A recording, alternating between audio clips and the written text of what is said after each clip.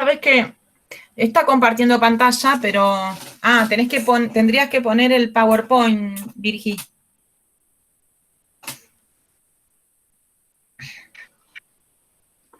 No sé. No, perdón. Sí, Virginia. Para. O Sabri. Yo lo Sabri, estoy... ¿vos lo estás haciendo? Dale. Porque ahí te está compartiendo la pantalla de...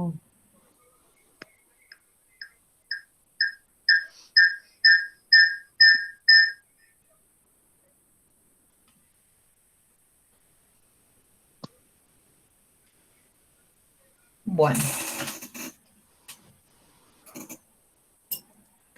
Les decía que en la clase de hoy vamos a trabajar un poquito más en profundidad.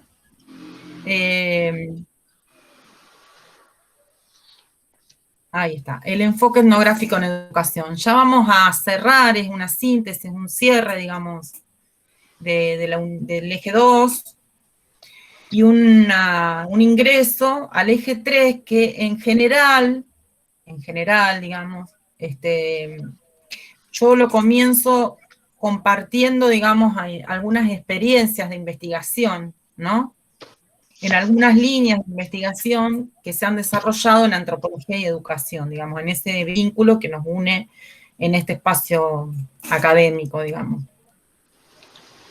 En general presento tres líneas, digamos, de investigación, hay muchas más, pero trato como de presentar investigaciones o artículos que de alguna manera compartan investigaciones etnográficas acerca de algunas realidades educativas, ¿no?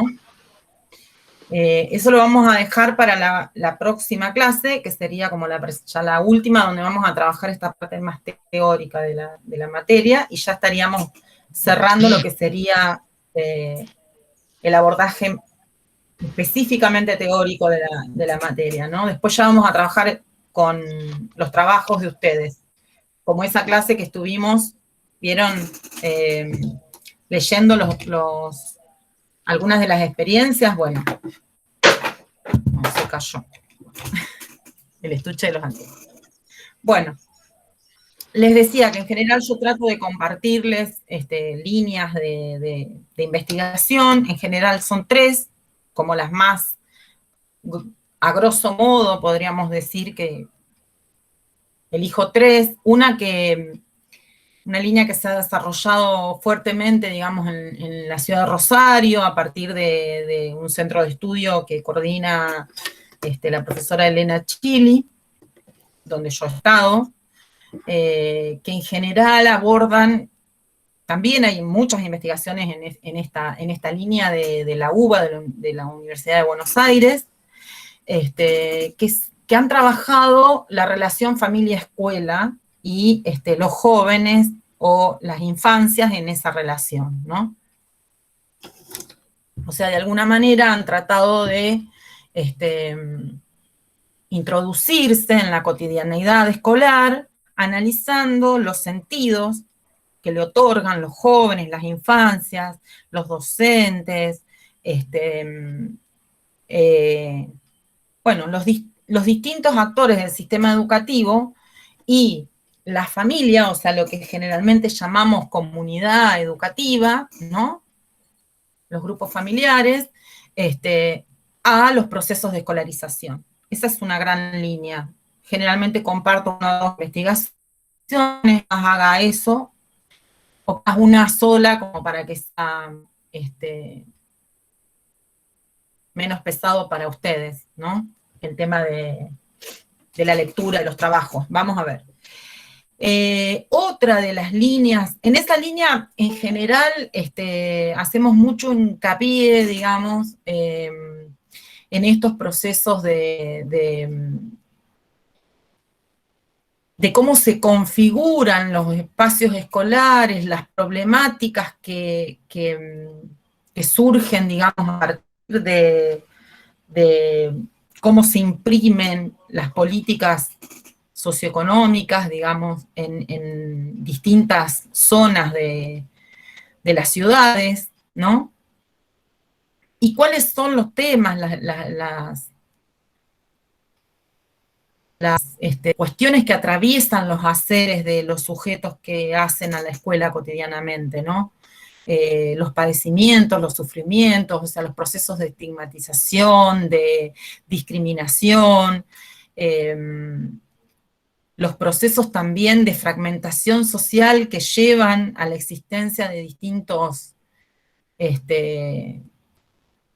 experiencias escolares, porque también se manifiestan en las construcciones de distintas configuraciones escolares, ¿no? O sea, escuelas distintas, diferentes, según los barrios, ¿no? Y otro eje que suelo también compartirles algunas experiencias es el eje de la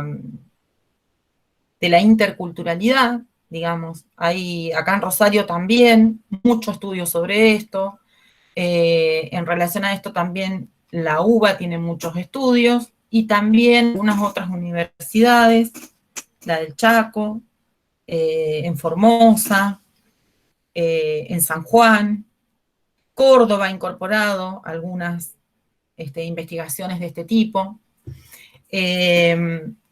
Bueno, acá específicamente son estudios que analizan los procesos de escolarización de comunidades originarias, ¿no? De pueblos originarios. Entonces, por ejemplo, el sesgo es que justamente, digamos, donde hayan asentamientos de pueblos originarios que han sido a veces corridos de sus espacios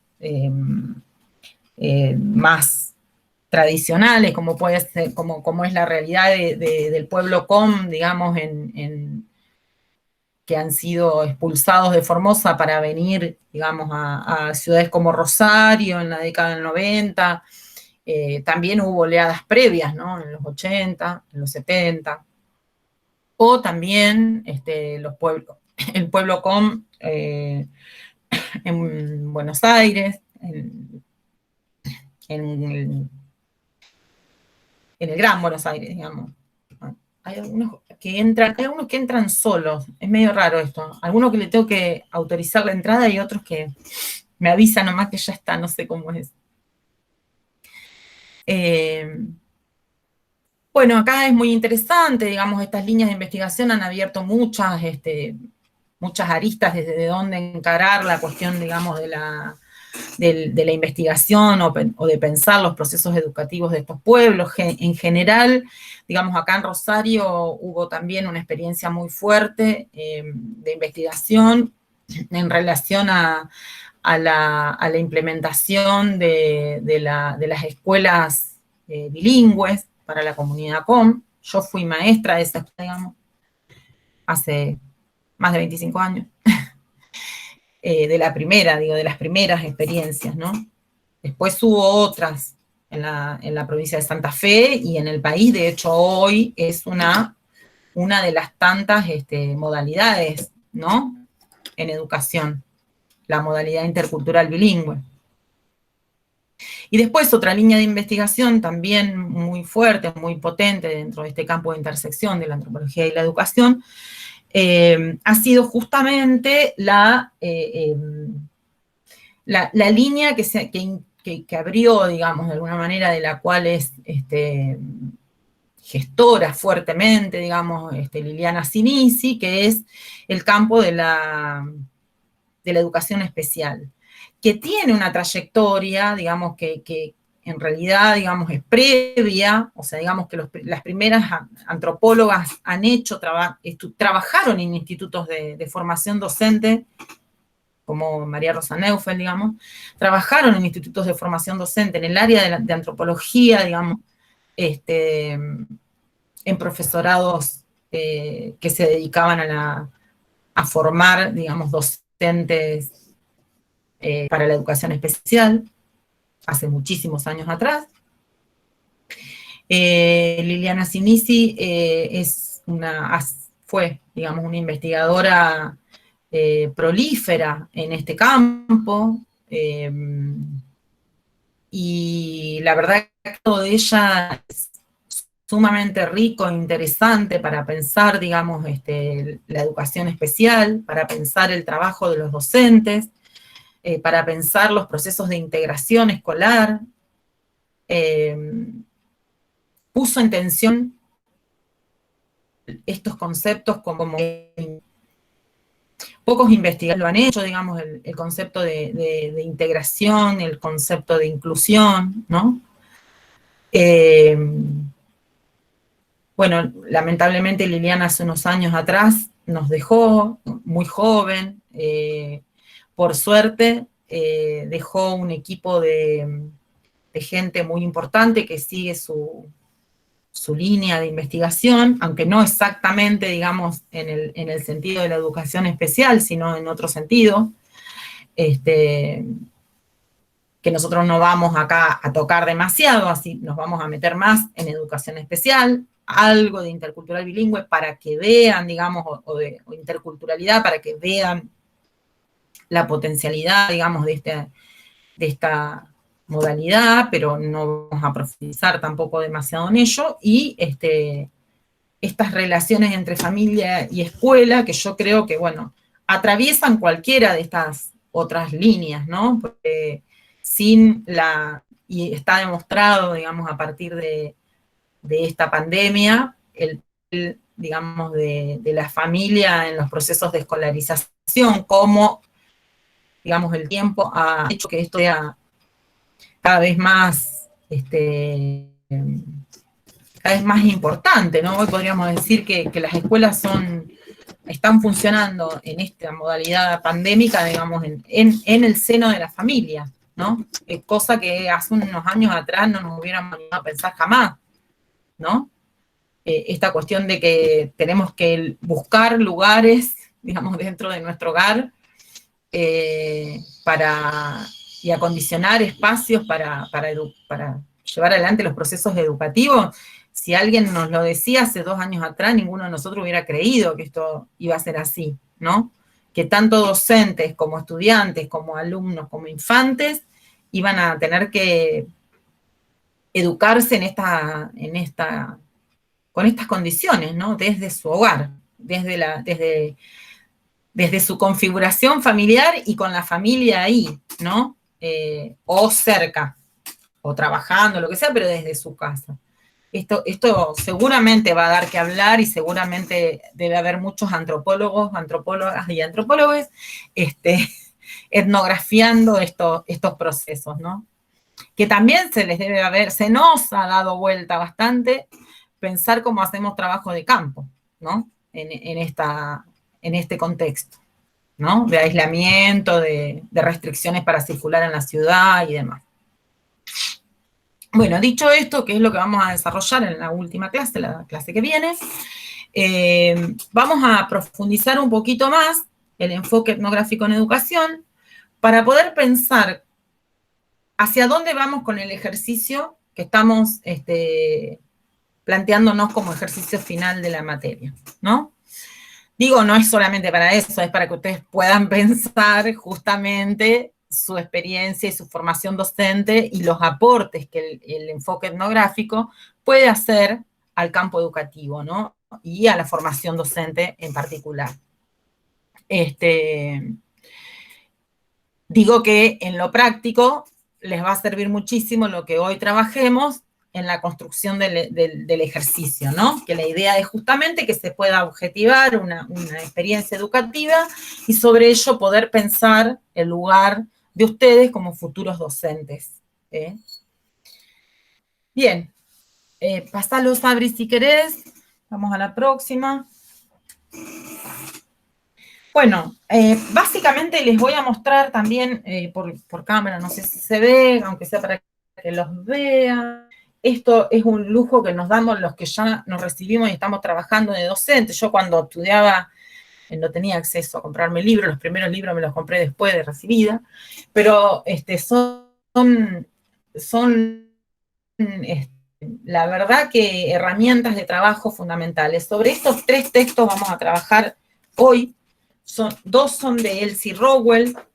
El anterior, el de la semana pasada, no, el de hace 2 semanas atrás, yo le pasé digitalizado un capítulo de este libro que se llama La Escuela Cotidiana, de Elsie Rowell. Ya lo tienen digitalizado y ya lo deberían estar como leyendo. Después, hoy vamos a trabajar algo de la experiencia etnográfica, algunos tramos de la experiencia etnográfica de Elsie Rowell, ¿no? Historia y cultura en los procesos educativos, así se llama Y también vamos a trabajar un capitulito de esta compilación, que es de una psicoanalista, Nora Emilce Elichirri, pero que se llama Historia y vida cotidiana en educación, y tiene adentro varios capítulos. Uno de Liliana Sinisi, y hoy vamos a trabajar el de Elena Chili. También está el de Liliana Sinisi, que yo se los voy a digitalizar para que lo tengan para la próxima clase. No obligatorio, va a haber otros que van a ser obligatorios, pero para que los tengan, digamos. Bueno,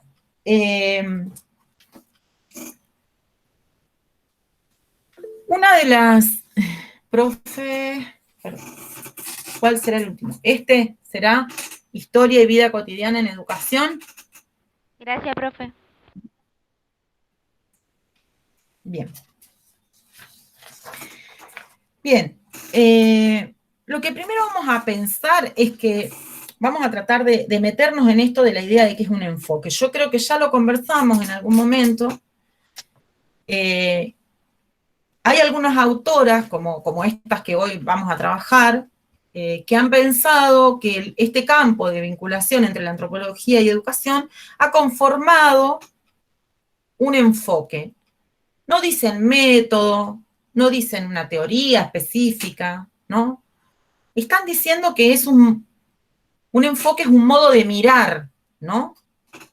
Determinada porción, digamos, de la realidad, en este caso socioeducativa,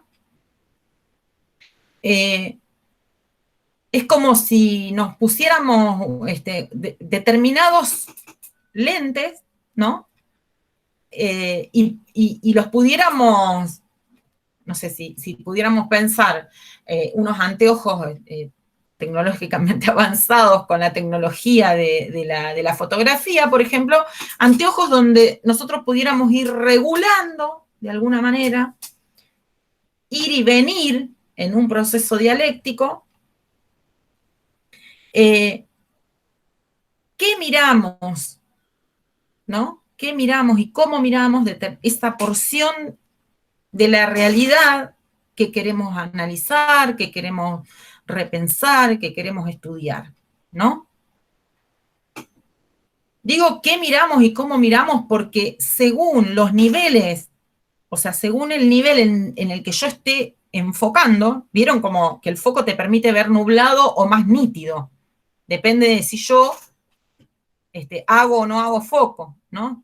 ¿Vieron cuando ustedes agarran la cámara del teléfono y que ponen enfocar y desenfocar? En las viejas cámaras analógicas o en la cámara digital, pero profesional, ustedes tienen la posibilidad de con el dedito, ¿no?, hacer foco. Y eso les permite mirar en más detalle, ¿no?, algo chiquitito, o sea, de pronto van a poder mirar como nunca, quizás las pintitas de una vaquita de San Antonio, ¿no? Poder mirarla ahí en detalle y poder alejar, ¿no? Y poder mirar dónde está la vaquita de San Antonio, por ejemplo, en una hoja de un árbol de tal lugar, ¿se entiende?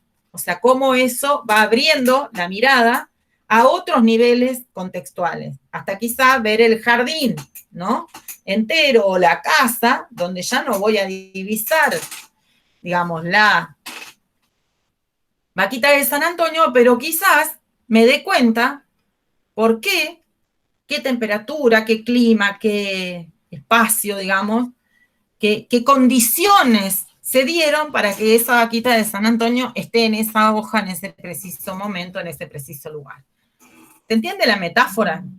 Si nosotros lo pensamos en términos de la escolaridad, sería pensar, por ejemplo, en relación a la última clase que tuvimos, a la clase de consulta de la semana pasada, por qué, digamos, o en qué condiciones emergen los embarazos adolescentes en determinadas instituciones educativas, ¿no? De nuestra zona, de la ciudad de Paraná, o de la ciudad de Rosario, de otras ciudades, ¿no? Entonces, es poder ir viendo qué condiciones sociohistóricas se dan para que en un determinado momento histórico, en un determinado barrio, en una determinada ciudad, aparezca y emerja esta situación como una problemática, ¿no? ¿Se entiende esto? Y si nosotros hacemos foco, estaríamos haciendo foco, supongamos, haríamos foco solamente en la niña o en la adolescente embarazada, si nosotros estábamos estudiando los procesos educativos. ¿Qué podríamos mirar, por ejemplo? Si hacemos foco... A la escuela. Exactamente, muy bien. A la escuela, bien, Cande. Y en la escuela, ¿qué miraríamos en relación a estas niñas o adolescentes? ¿Se acuerdan de la última clase? Si no, también... ¿Cómo la escuela reaccionaría a la reacción del embarazo de esa niña? ¿Cómo se comportaría? ¿Si la ayudaría o no? Esa es una, bien. ¿Qué otras miradas podríamos tener sobre eso? Eso podría ser las instituciones, los adultos, qué relación establecen con la niña, los adultos de la institución, ¿no? A ver, ¿y qué otras cosas podríamos mirar?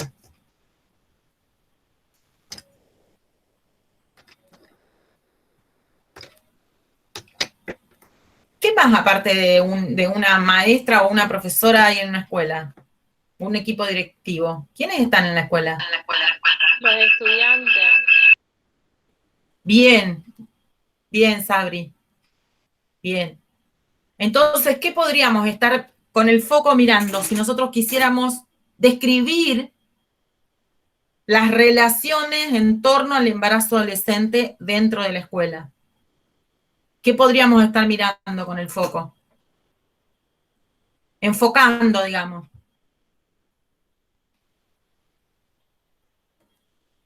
Si los compañeros la ayudan o no para averiguar. Las relaciones entre los pares, muy bien, ¿no? Muy bien. Perfecto. Bien. Entonces, Sabri, pobre, está con las dos cosas, con el teléfono y con el... Profe, bueno, yo le quería comentar que, bueno, que yo lo viví tipo en carne propia eso, de que hay embarazada en la secundaria. Y yo noté mucho el aprendizaje ahí entre compañeros, y no solo de mi curso, en general, o sea, de toda la escuela. Porque era donde iba yo, era tener cuidado que no la choquen, que no esto, que no aquello, y tener mucho cuidado. Y los profesores y directivos era continuamente estás bien, necesitas algo. O sea, en ningún momento te dejaron sola, o sea, nunca me dejaron sola. Y al año siguiente, después, o sea, que yo tuve a mi nena, quedó otra chica embarazada, y pasaba exactamente lo mismo, o sea, era todo el tiempo estar atrás de ella, en ningún momento dejarla sola, y era como que todo el tiempo te sentías observada en ese sentido de todo.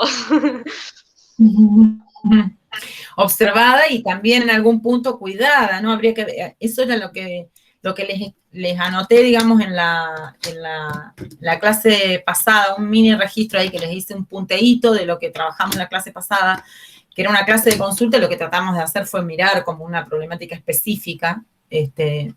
Bueno, ahí en esa clase trabajábamos esto, ¿no? Cómo en esa realidad uno puede analizar distintas dimensiones, ¿no? O sea, Cande y algunas compañeras nombraban la cuestión de la ley, digamos, de ESI, de la ESI en las escuelas. Entonces, ¿cómo puede uno ir viendo distintos niveles contextuales en una realidad, ¿no? Esto que está contando Sabrina, de si hay política pública, si no hay política pública, digamos, para sostener la escolaridad de una niña en situación o un adolescente en situación de embarazo, digamos. O sea, ¿qué cosas hay? ¿Qué marco normativo? Eso todo formaría parte de lo que sería la construcción de ese modo de mirar del enfoque socioantropológico relacional en educación. ¿Se entiende lo que digo? ¿No? Bueno, los fundamentos básicamente entonces serían esto. Por un lado, dejar digamos, por un lado, nunca olvidarnos de esta cuestión relacional dialéctica, ¿no?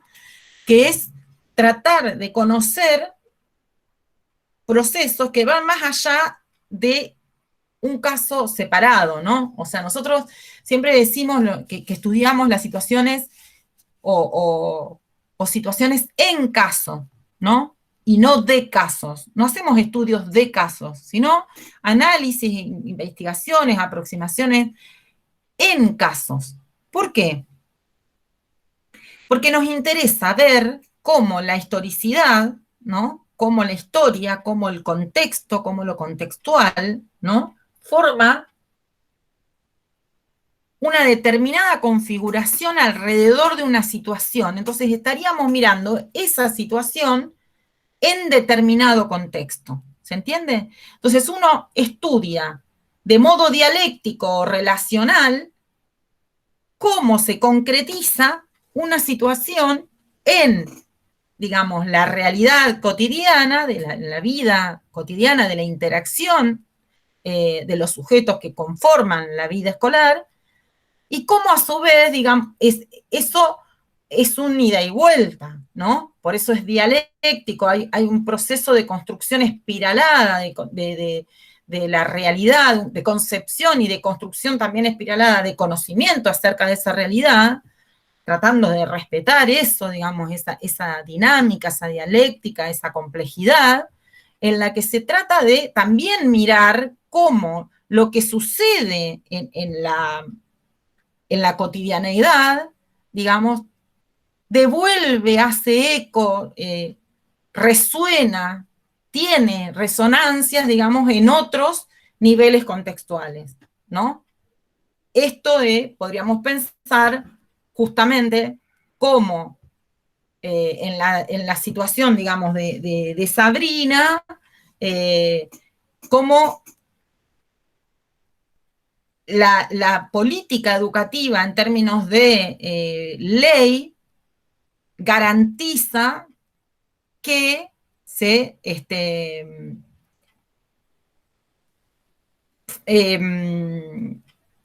garantiza que la trayectoria educativa de una niña que está pasando por una situación de embarazo sea cuidada, sea respetada, pueda continuar la escolaridad, y a su vez, en ese caso, si algo de esto está construido, digamos, socialmente, va a ser presión también para que haya, de alguna manera, políticas que sostengan esto. Digo, políticas, por ejemplo, del cuidado de un bebé, de asignaciones, por ejemplo, la asignación universal por hijo que permitiría, ¿no? El cuidado de ese niño para que la joven pueda asistir, digamos, a la escuela. ¿Se entiende? ¿Cómo sería esto? ¿Cómo va y viene? ¿No? Poder dar cuenta de esas relaciones. Entonces, uno de los fundamentos es cómo la perspectiva esta trata de romper con, digamos, la concepción de sociedad o de cultura como algo estático, inamovible, ¿no? Sino estamos pensando justamente en un enfoque que va a permitir dar cuenta del movimiento social, ¿no? Y de qué cosas entran en juego y a ponerse en una dinámica de dialéctica, de construcción y de retroalimentación permanente entre, digamos, distintos niveles contextuales, ¿no?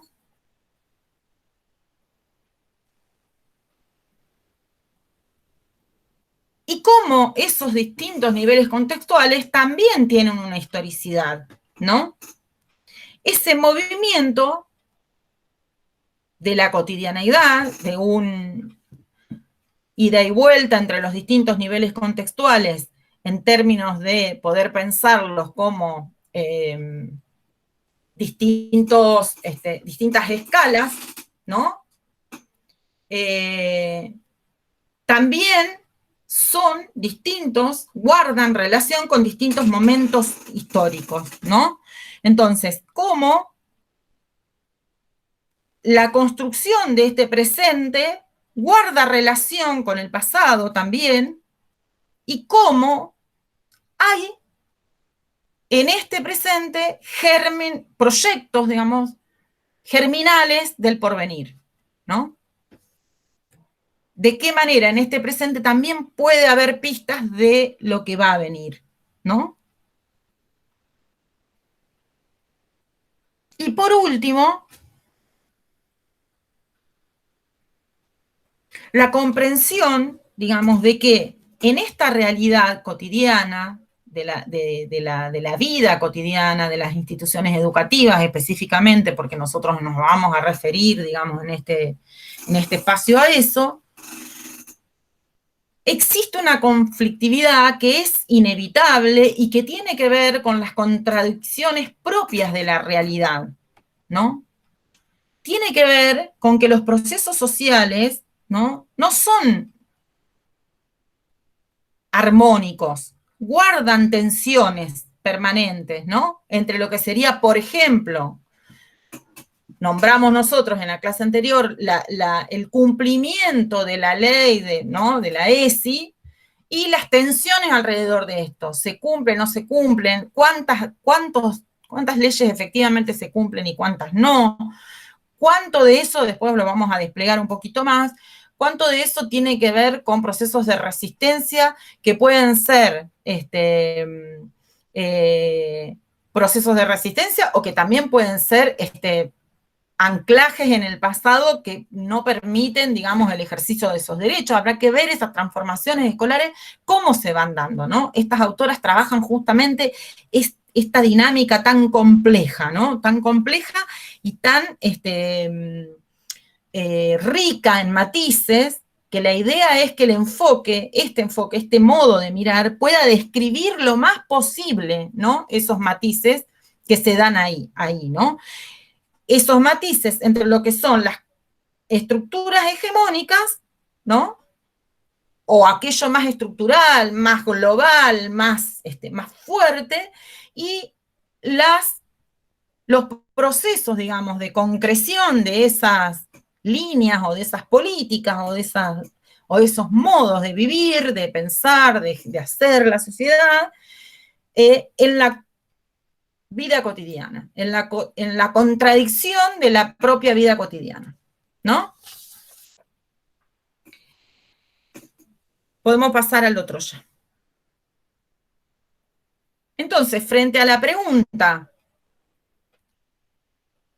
de cómo miramos, ¿no? Podríamos encontrar algunos criterios para orientar el foco, o sea, ¿de qué manera miramos, ¿no? ¿Cómo miramos, ¿no? Esto traten de pensarlo después cuando se pongan a estudiarlo o a leerlo desde el PowerPoint o desde los textos, traten de pensarlo en relación al ejercicio de ustedes, ¿no? A la experiencia que ustedes eligieron para contar. Entonces, en primer lugar, documentar lo no documentado. Ahora, ¿qué sería esto? Nosotros sabemos qué sería lo documentado. Lo documentado sería lo hegemónico, lo que está en los libros, lo que aparece en los documentos públicos, lo que está en la ley, por ejemplo, sería muy fácil, es muy fácil esto, como ir al cuerpo de eso. Pero lo que no está documentado es, por ejemplo,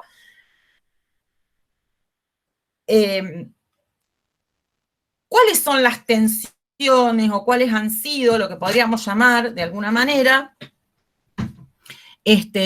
lo que ha dado lugar a esa ley? ¿Cómo se cocinaron estas leyes, ¿no? Si lo pudiéramos pensar en términos de la fricción cotidiana, ¿no? La cocina de la cosa, ¿no? ¿Cómo se hace, ¿no? ¿Qué es lo que da lugar a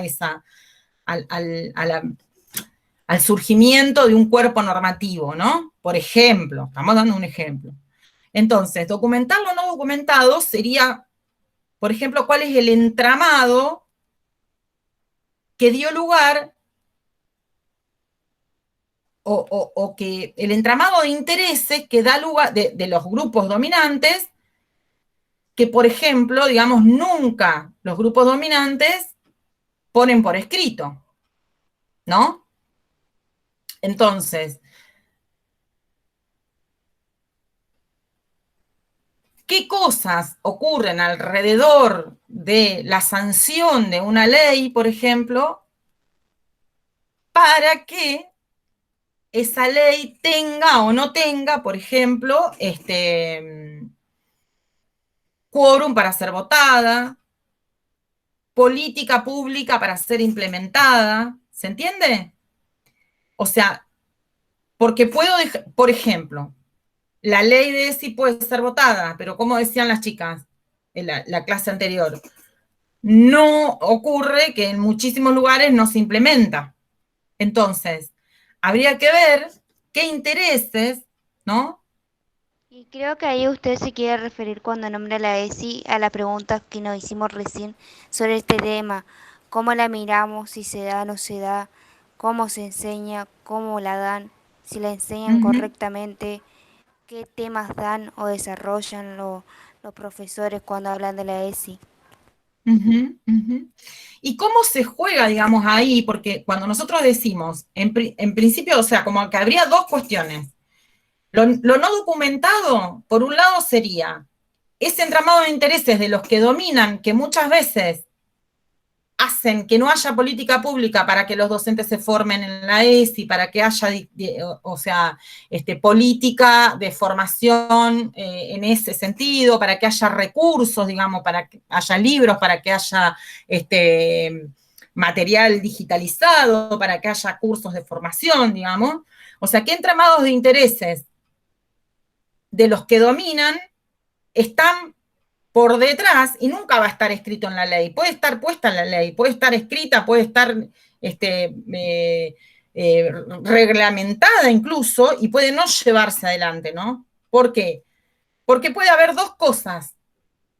Por un lado, la cuestión en un nivel, ¿no? Aquello que no se dice del poder, pero que opera para que eso no se lleve adelante, para que la ley no se aplique, por ejemplo, ¿no?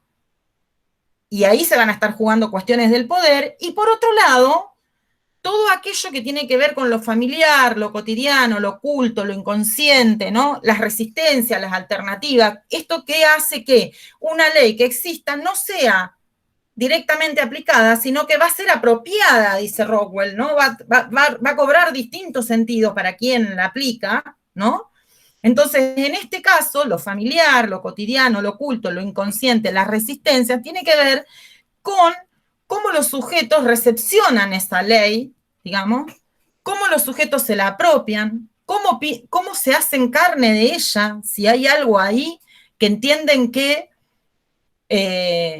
los pone en riesgo o no los pone en riesgo o les hace tambalear cuestiones, pues algunas cuestiones son hasta inconscientes, ¿no? Candé decían la clase pasada, esta cuestión bueno, de los que dicen, los docentes que dicen yo no estoy formado para eso, ¿no?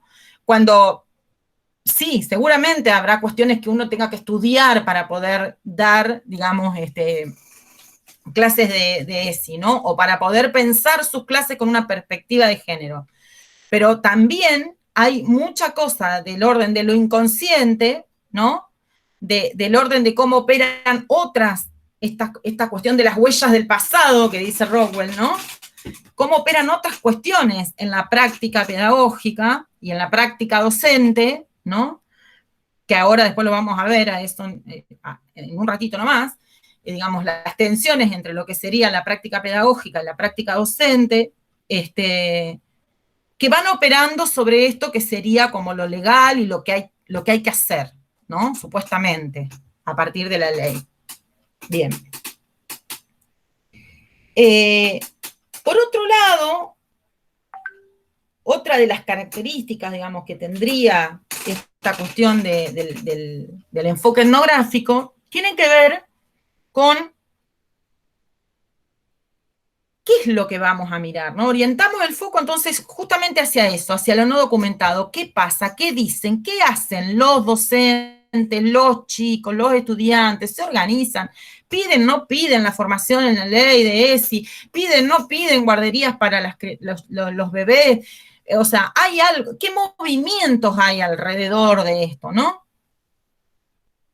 Entonces, eso es una de las, el cómo mirar también es cómo describimos esas relaciones locales, ¿no?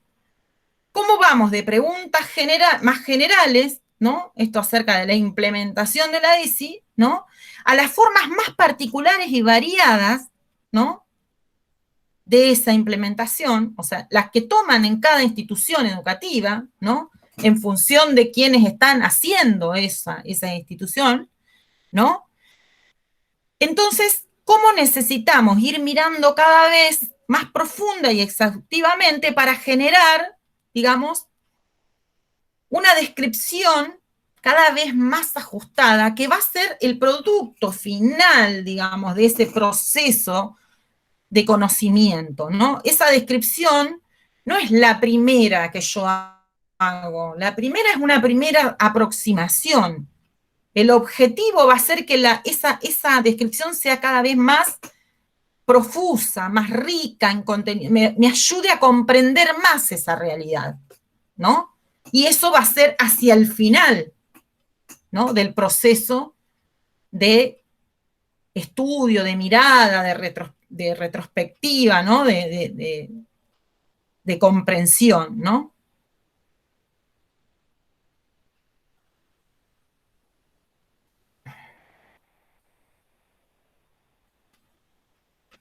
La otra cuestión es que la recolección de datos, que en el caso de la etnografía tiene como distintas maneras, ¿no? Que una es esta, por ejemplo. Podríamos pensar que la recolección de datos en esta situación, yo me quedé con esta situación porque, bueno, se ve que la tengo ahí como horizonte, ¿no? Pero digo, la recolección de datos podría ser, en un principio, producto del trabajo de campo, directo, de la observación, de esto que, digamos, poder, no sé, investigar en un proceso de investigación, o poder, en el caso de Sabrina, si Sabrina elige describir su experiencia formativa en el marco, digamos, de lo que fue la experiencia de su embarazo allí, poder como observar críticamente, ¿no? Críticamente estos comportamientos que nos contaba, ¿no? Cómo se comportaban sus compañeras, sus compañeros, sus docentes, y cómo eso se entrama. Otro modo de recolectar, o sea, de alguna manera, uno es la observación, ¿no? En este caso sería retrospectiva porque es previa, ¿no? Pero si vamos a un proceso de investigación, iríamos a mirar, digamos, un aula.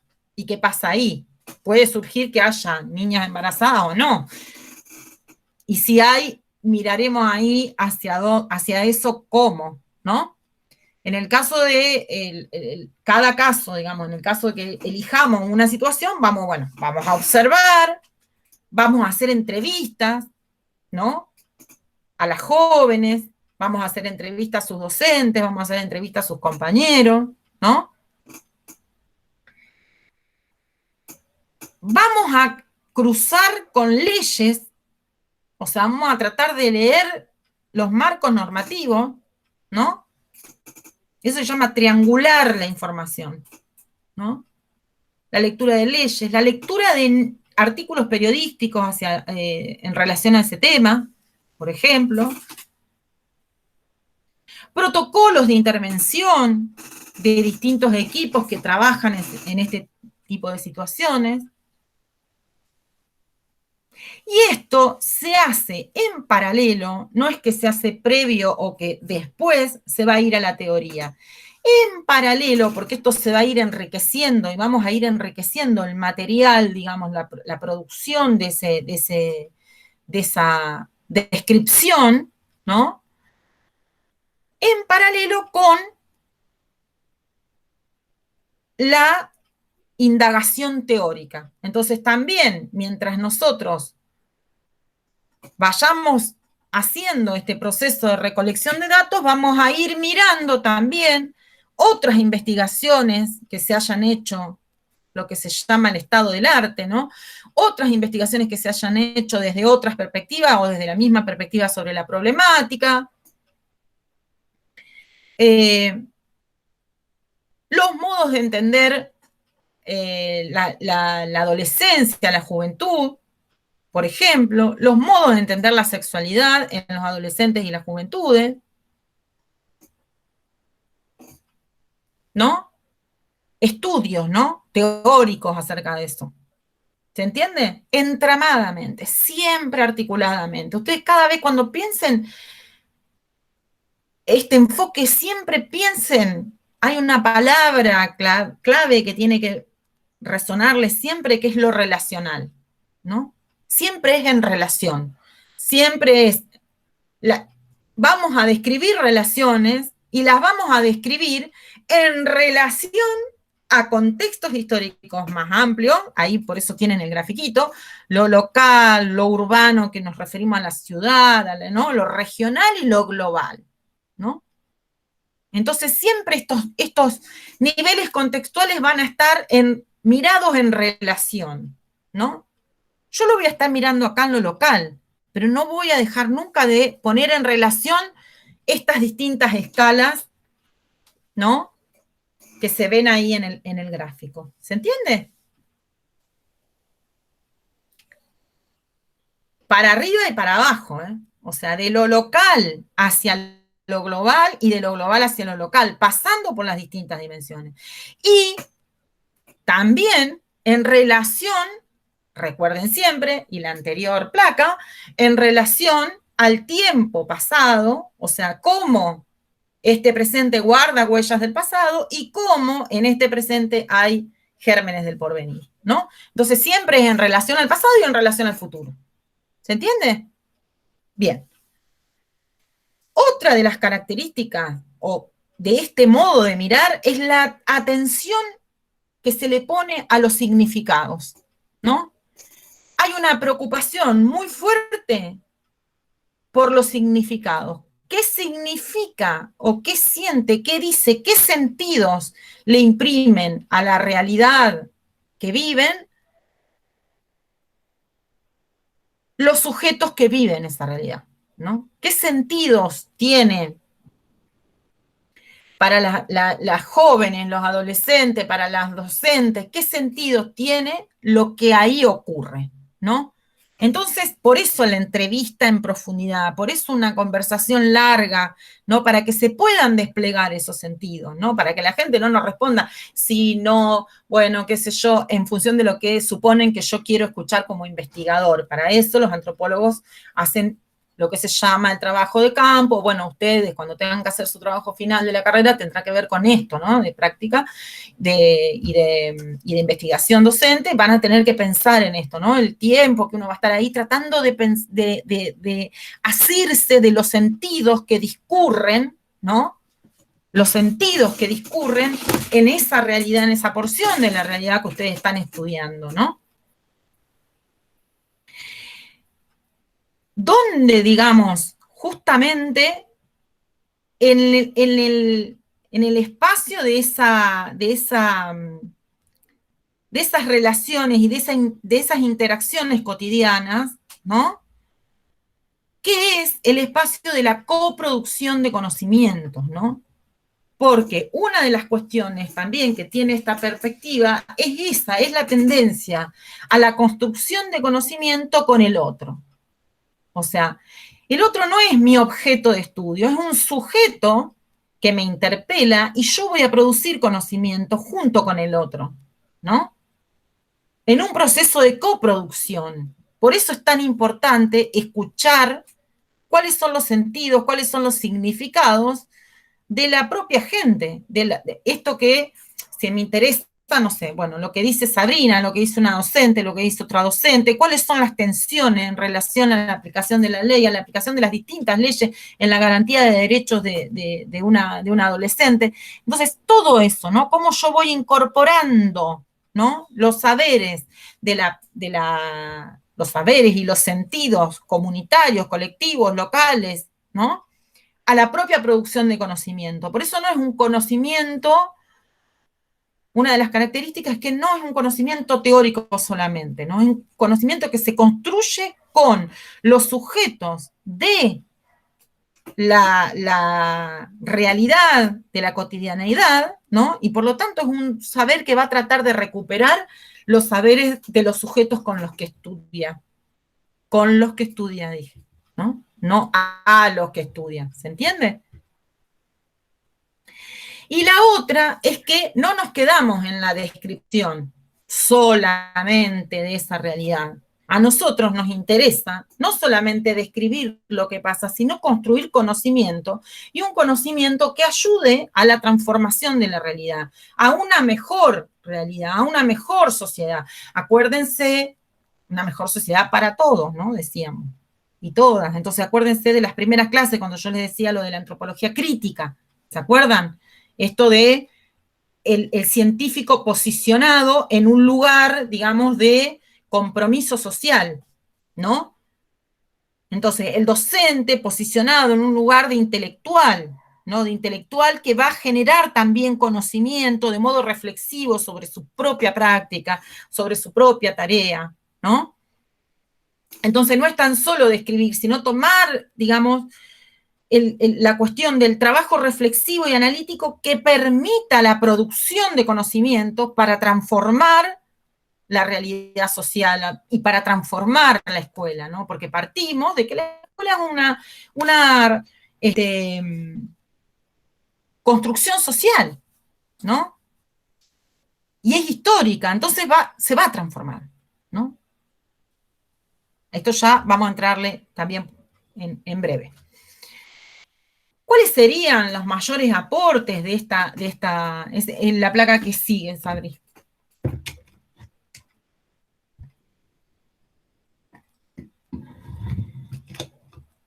Bueno, la posibilidad, los aportes son básicamente, podríamos sintetizarlo en 3 puntos, ¿no? Como neurálgicos. Uno, que es la posibilidad de descripción de los procesos que se dan en relación a la institución educativa. O sea, justamente, ¿qué pasa? ¿No? ¿Qué pasa en la realidad? La posibilidad de describir eso, lo que efectivamente pasa, ¿no? Entonces acá hay que agudizar, esto ustedes van a ver que es un trabajo que se va a ir construyendo quizá a lo largo de los 4 años que tengan de estudio, ¿no? Y un antropólogo a lo largo de toda su vida profesional, y una docente también a lo largo de toda su vida profesional, no solo los 4 años de formación, sino cómo van a ir a su vez agudizando la mirada, y esa descripción va a tratar, ¿no?, de ser cada vez más densa, o sea, dar cuenta, pero una descripción que suspenda el juicio, como decíamos el otro día, ¿no? O sea, a nosotros lo que nos interesa no es decir lo que está bien o lo que está mal, ¿no? Sino describir lo que efectivamente pasa para poder ahí, digamos, conocer esa realidad y de alguna manera saber por qué pasa eso, y si hay algo para transformar, lo veremos con los sujetos de esa realidad sociohistórica, ¿no?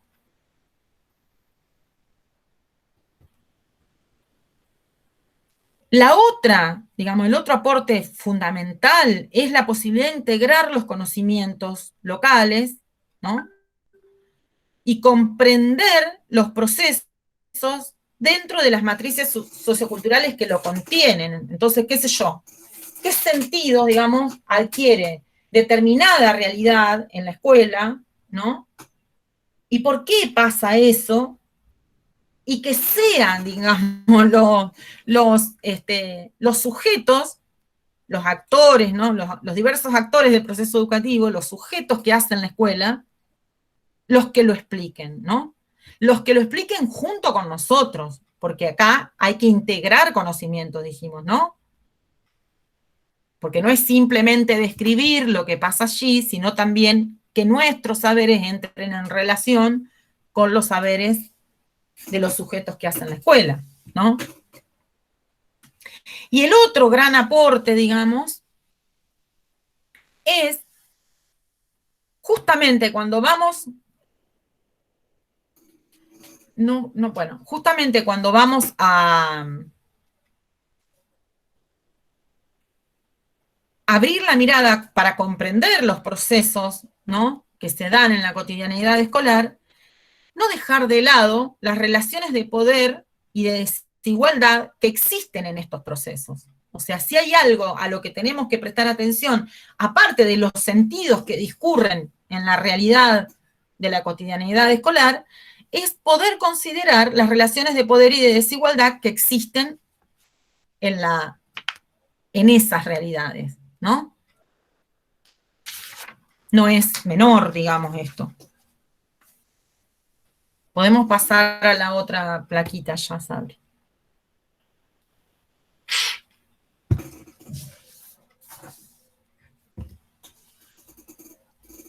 Bueno, en este sentido, digamos, una de las cuestiones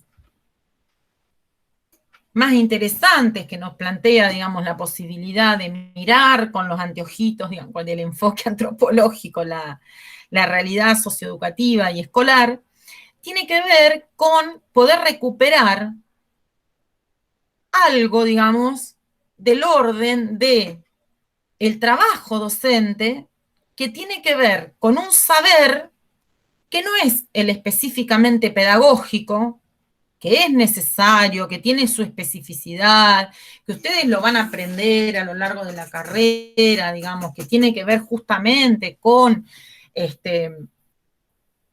la dimensión de la enseñanza, de cómo enseñar determinada disciplina, por ejemplo, o determinado saber o conocimiento, ¿no? La distinción que podemos hacer desde el enfoque socioantropológico de ese saber pedagógico con el saber docente, que es mucho más amplio, ¿no? Y que tiene que ver con otros conocimientos que hacen, ¿no?, al quehacer cotidiano, ¿no?, de los docentes, a la práctica docente, a eso que se despliega en la cotidianeidad escolar, ¿no?,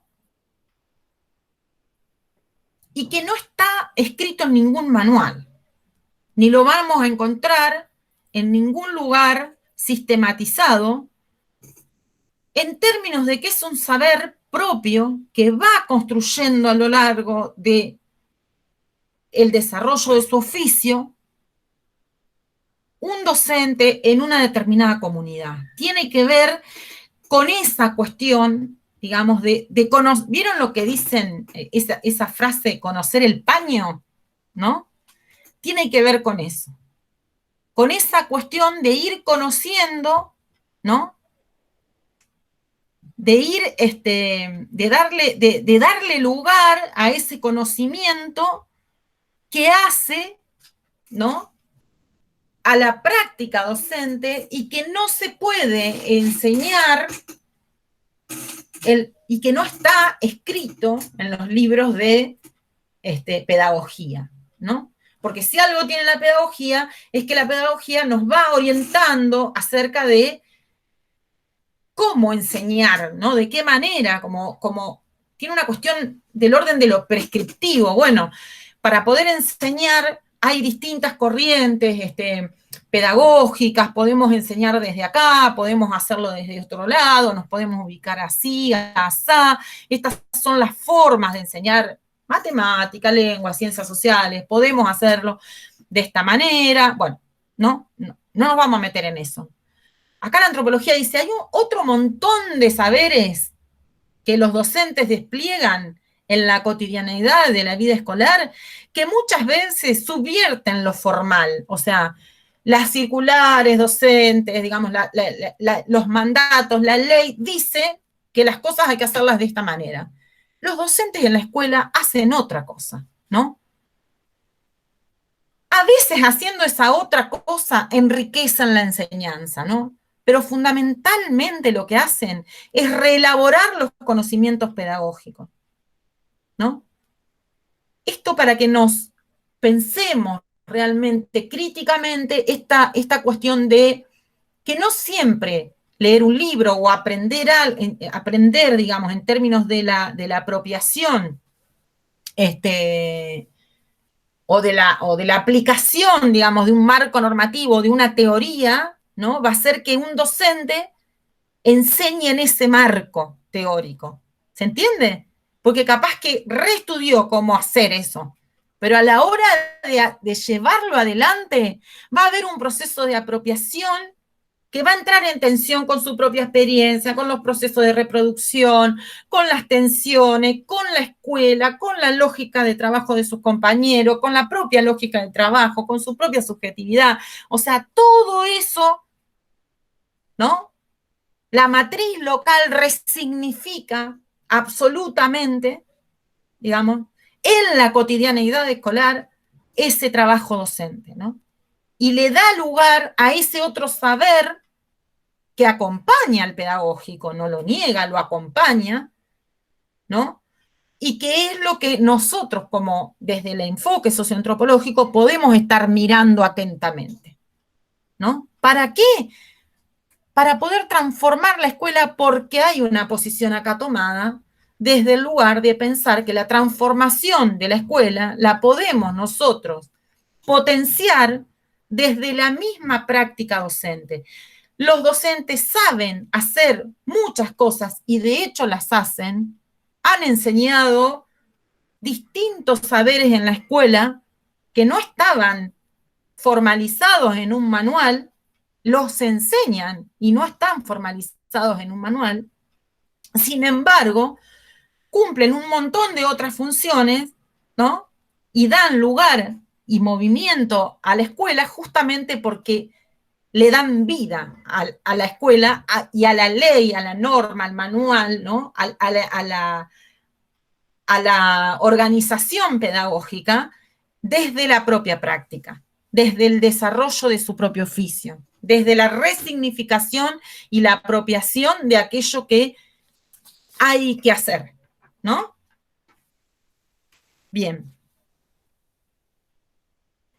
Podemos pasar a la otra plaquita. Entonces,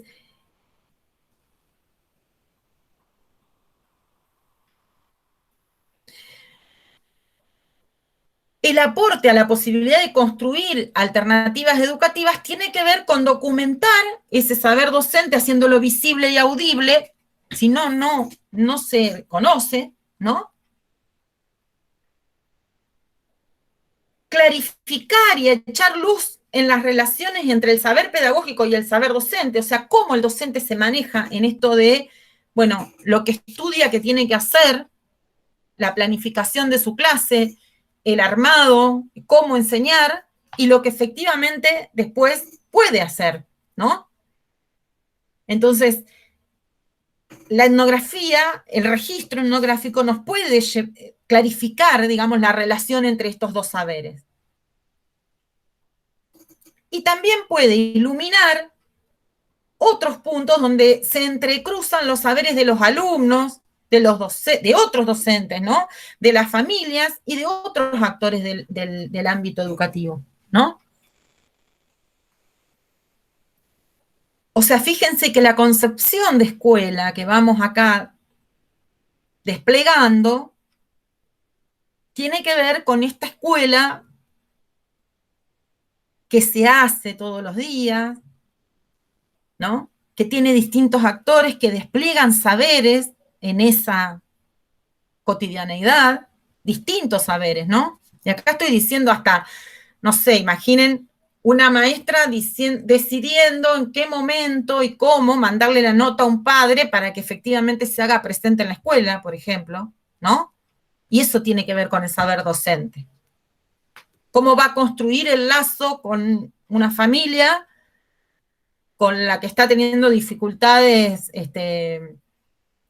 para que el niño aprenda, por ejemplo, las estrategias que se van a dar. En este caso, por ejemplo, las estrategias que se dan los docentes en este contexto de pandemia para llegar a las familias, todas las que desplegaron, ¿no? El tema de, por un lado, la clase virtual, por otro lado, el PowerPoint, por otro lado, un grupo de WhatsApp de padres, por otro lado, un grupo de WhatsApp con alumnos, o sea, todo esto que se va desplegando y que tiene que ver con la construcción del oficio docente. No está escrito en ningún lado, lo vamos escribiendo, ¿se entiende? Entonces la etnografía va a escribir esta historia. ¿Por qué? Porque sirve, ¿para qué? Para pensar las transformaciones educativas. y para potenciar justamente aquello que los docentes ya hacen y saben hacer, ¿no? O sea, partimos de la idea de que los docentes, los sujetos o ustedes saben. Ustedes saben un montón del sistema educativo porque lo transitaron, ¿no? Entonces, ¿cuánto de eso necesitamos recuperar para pensar críticamente, para hacer ejercicio docente, para hacer de nuestro oficio docente un lugar, digamos, de transformación efectiva de la realidad, ¿no? Bueno, ahí les puse una cita que me pareció re importante, digamos, de esta concepción de escuela que tiene que ver con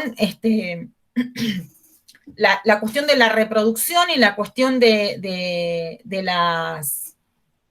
las luchas sociales y de la transformación escolar. ¿Por qué es importante ir a registrar, digamos, estas cosas que pasan en la escuela?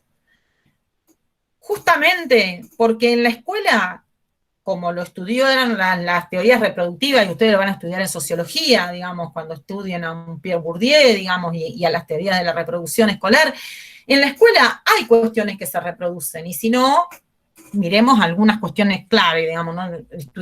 Leemos textos, bueno, hay un profesor que enseña, hay estudiantes que estudian, esas cosas han ido conservándose a lo largo del tiempo, ¿no? Se reproducen.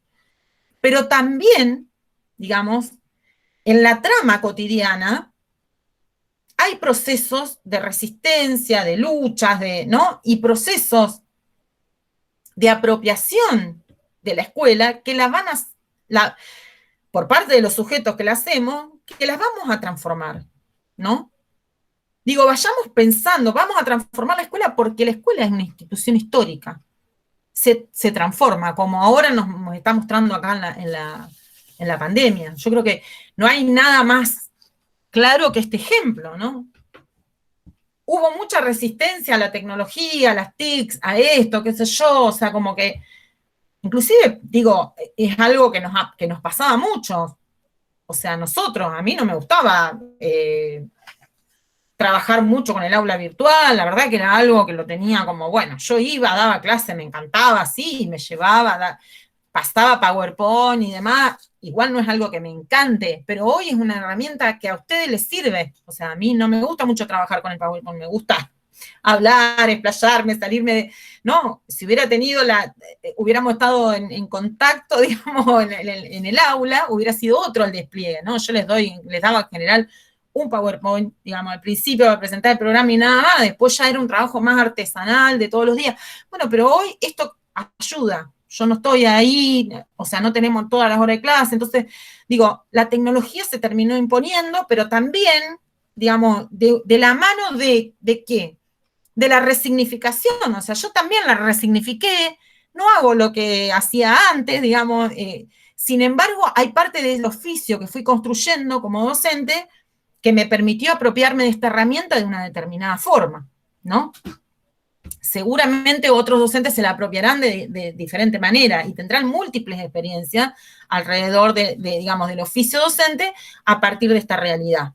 Pero digo, nadie ya puede negar cómo había un germen de lo tecnológico ahí dando vuelta, teníamos las aulas virtuales, no estaban totalmente en funcionamiento, no, pues ya había pistas de que esto iba de alguna manera a potenciarse. Y de hecho, hoy en día, si nosotros pensamos la educación posterior a este momento histórico, la vamos a pensar sin nada de todo este andamiaje que desplegamos en este momento de pandemia. Yo creo que mucho de esto va a quedar, ¿no? Más allá de que volvamos a las aulas en algún momento, ¿no? Va a haber cuestiones de este despliegue que va a ir quedando, ¿no? Entonces, esta idea de la escuela como un espacio, digamos, que se transforma inevitablemente, digamos, y que se transforma históricamente en función de las relaciones en el contexto, ¿no? De las relaciones contextuales, históricas, es un hecho, digamos que no, imposible de negar por parte de cualquier docente, ¿no? Me parece que, ay, mi amor, ahí aparece un bebé. Hay una de las compañeras que también, porque está Sabri, Berenice, ahí está con un chico, ¿quién es? Es mi hermanita. ¡Ay, mi vida! Y una de las chicas que hace varias clases que no la veo, ¿se acuerdan que tenía la bebé con la internación domiciliaria? ¿Dejó la carrera? Florencia. ¿No? Flores. ¿Flor dejó? No, no la dejó. Ah, ¿y por qué no ha venido? Hace Solo- 2 clases que no viene. No, solo que Se le- ella se mudó y él no Ah, tiene está complicado. internet. Ajá. Oh, Por eso no se ha bueno. conectado. Bueno, por suerte va a tener la... Ah, eso no les pregunté, lo de los videos, después hablamos. Podemos pasar a la otra placa, pero bueno, van a quedar los videos subidos. Vieron que yo estoy tratando los pasos y les pasé los enlaces, después me cuentan si los pudieron ver. Bien. Bueno, entonces, dicho esto, digamos, entendiendo y asumiendo que la escuela es una institución que se transforma históricamente, ¿no?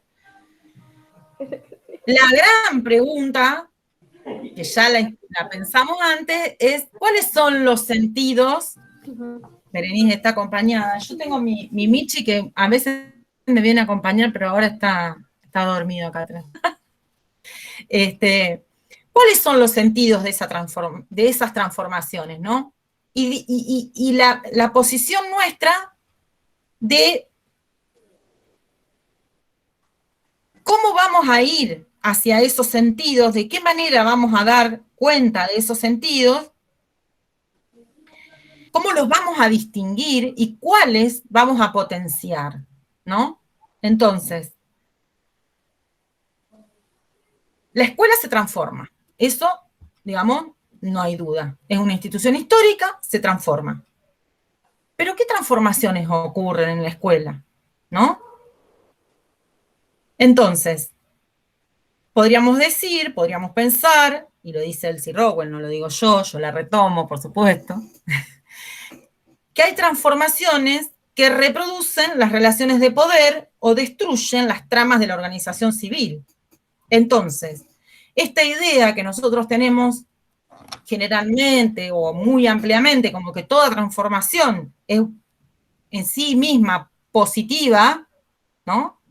Para la totalidad de la población y para todos los sujetos que conforman la vida social, bueno, no es tan así, digamos. Puede haber transformaciones, puede haber reformas educativas, puede haber leyes, puede haber formas de pensar la educación y políticas educativas que reproduzcan relaciones de poder desiguales, injustas, ¿no? Y que destruyan tramas de la organización civil, sí, puede haber. Entonces, no toda transformación es algo que le genere bienestar a toda la población. Primer gran derrumbe, digamos, de la idea de que toda transformación o de que toda reforma educativa es beneficiosa para todo el mundo. Habrá que preguntarse acá, ¿para quién es beneficiosa una determinada reforma educativa, una determinada transformación, un determinado cambio social, ¿no? O educativo o escolar, o de pensar el sistema educativo o escolar, ¿no? Por lo menos instalarlos la pregunta. Dice, por otro lado, que hay reproducciones locales de la memoria histórica nacional o de saberes y prácticas populares que refuerzan los procesos de resistencia. Entonces, las reproducciones que a veces nosotros pensábamos desde las teorías reproductivistas que siempre eran nocivas, a veces los procesos de reproducción apelan a la memoria histórica nacional, ¿no? A la producción de saberes y prácticas populares, ¿no? Que refuerzan las resistencias colectivas, los procesos de resistencia colectiva, que potencian lo colectivo, ¿no? No sé, pensemos en términos de, el año pasado salió una comparación hermosa que hicieron algunas compañeras de ustedes, que ya también están en segundo año, que tenía que ver con esta cuestión que hay en Paraná muy fuerte de Yemanjá y de los tambores, vieron que hay algo ahí de la negritud que se ha recuperado muy fuertemente, y ha resistido, ¿no? Todo el andamiaje histórico para hacernos creer que nosotros no tenemos negro en la sociedad argentina, ¿no? O que acá no hay negros, ¿no? Que somos todos hijos de los barcos.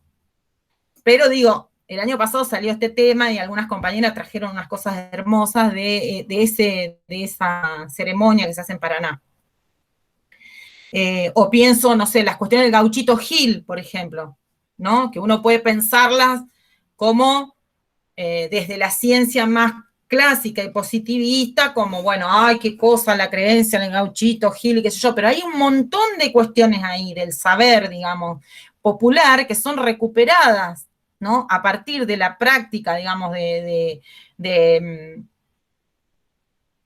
una religiosidad como religamen, ¿no? Alrededor de una figura como el Gauchito Gil, que nos permite conocer un montón de cuestiones, ¿no? Que reproducen la fuerza colectiva, ¿no? ¿Quiénes se identifican? Una pregunta sería, ¿quiénes se identifican, digamos, atrás de la figura del Gauchito Gil? ¿Y por qué? ¿Y qué es lo que reivindican de esa figura? Si no tienen usuario de la plataforma Cinear, genérense uno, que hay una película hermosa sobre el Gauchito Gil en la plataforma de la Cinear, que es gratuito, ¿eh? No tienen que, se hacen un usuario y entran y buscan la película y les sale gratis, es como Netflix, pero gratis.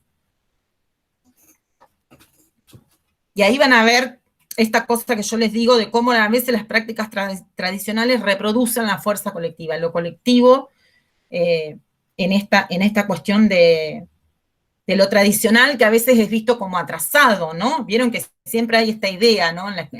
A veces que lo tradicional atrasa, ¿no?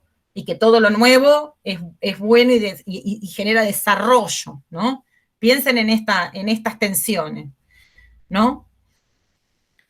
Bueno, digamos, y esta cuestión de distinguir, ¿no es cierto?, en los cruces de reproducción, transformación y resistencia, el sentido de cada práctica social, ¿no? Incluso las que ocurren en la escuela, es muy interesante porque es lo que nos va a permitir justamente potenciar algunos procesos o pensar cuáles son los procesos que nos permitirían a nosotros potenciar lo colectivo, lo común, ¿no? Ciertas ideas, ciertas concepciones de la vida social, ¿no? Y cuáles son aquellos que van en contra de esos modos o formas de ver el mundo, ¿no? Entonces, en ese cruce entre reproducción, transformación y resistencia, es nuestra tarea distinguir el sentido de cada práctica, ¿no? Porque a veces aquello que aparece como retrógrado, como viejo, ¿no? Como decir, aquello que aparece como, ¿por qué creen esas cosas? Y ponen vela roja, qué sé yo, esas cosas, ¿no? Puede estar potenciando otra cosa. Digo, por eso la importancia de suspender el juicio y poder registrar y dar cuenta de los procesos sociales, ¿no? Y de los procesos escolares. Y bueno, después viene la última ya, que tiene que ver con esto, ¿no? Otra vez estoy citando a Rockwell, que tiene que ver con la idea, y ahí está la última plaquita ya, que tiene que ver con la idea de qué es lo que me va a poder ayudar a comprender el sentido de las transformaciones actuales y potenciales de la escuela, ¿no? ¿De qué manera? ¿De qué manera yo voy a poder recuperar el sentido, ¿no? O recuperar los sentidos que se inscriben, analizando, profundizando, tratando de describir cada vez más de forma cada vez más puntillosa y meticulosa la cotidianidad escolar, ¿no? Entonces dice Rockwell, es necesario seguir investigando lo que significa para los niños de las clases populares su paso por la escuela, ¿no? Así como lo que importa en la vida y la conciencia de los maestros del contexto institucional de su trabajo. O sea, ¿Qué les pasa a los maestros con su trabajo, no? Todo esto le da sentido político a esta tarea, la oportunidad de encontrar veredas para posibles cambios, de discernir ordenamientos alternativos posibles de los elementos del presente y el pasado inmersos en la vida cotidiana de las escuelas, que son el anticipo real de la sociedad futura. Entonces, esta dinámica dialéctica entre pasado, presente y futuro, ¿no? Y la importancia de la búsqueda de los sentidos, ¿no? De qué significan, por ejemplo, para los niños. Digo, y si pensamos en términos teóricos, cada vez que ustedes escuchen a aquellos que bregan por la desescolarización y que no haya más escuela y qué sé yo, bueno, preguntémosle a los niños, ¿no? Y a las infancias de las clases populares y de los desposeídos. Digo, pero no solamente en términos, preguntémosle ahora, en la pandemia, por ejemplo, ¿qué es la escuela? ¿Qué les parece ahora no tener escuela, por ejemplo, no? O pensar en procesos de desescolarización y que cada uno, bueno, vaya por la vida aprendiendo como puede. ¿A quién beneficia que no exista la escuela como institución educativa, no? ¿Qué significa para las clases populares la educación? ¿Qué significa el pasaje por la escuela primaria, por la escuela secundaria, por la universidad? ¿Qué sentidos se juegan ahí, no? Para poder pensar justamente de qué manera construimos, ¿no? Una educación que realmente, digamos, responda a los intereses de esos sectores que la necesitan tanto, digo, ¿no? Porque nosotros podemos dar muchas experiencias o ejemplos de gente que no ha transitado las instituciones educativas y que son escritores, no sé, mucha gente lo nombra a Eduardo Galeano, por ejemplo, ¿no? Que él dice, bueno, era un vago, no iba al secundario, qué sé yo, y vieron cómo escribe, una maravilla. Tenemos estantes y colecciones de libros, de sus libros, ¿no? Pero vivía en una familia de intelectuales, con una biblioteca que iba del techo hasta el piso, ¿no? Entonces, o pensemos que, no sé, la diferencia entre un chico que hace su escuela, digamos, y pisa una biblioteca por primera vez cuando va a la escuela, de aquel que se crió en la casa de una maestra, ni siquiera estoy diciendo en una familia de intelectuales, donde ya digamos, ha crecido alrededor de textos, de libros, ¿no? de lápices, Entonces, digo, estas cosas nos tienen que importar como futuros docentes, ¿no? Justamente, ¿qué transformaciones queremos potenciar? ¿Y qué sentidos tienen esas transformaciones? ¿Qué decimos cuando decimos? Los cuidados que hay que tener. ¿Se acuerdan que lo vimos también en otro texto de Rockwell? ¿Para quién escribimos cuando escribimos? Los cuidados que tenemos que tener cuando hablamos de la escuela, ¿no? Cuando desprestigiamos una institución, cuando decimos, oh, la escuela, qué aburrida, que esto, que lo otro, ¿no? Bueno, en la escuela no solo pasan cosas aburridas, en la universidad no solo pasan cosas aburridas, pasan otro montón de cosas, y ahí es donde tenemos que ir a mirar, ¿no?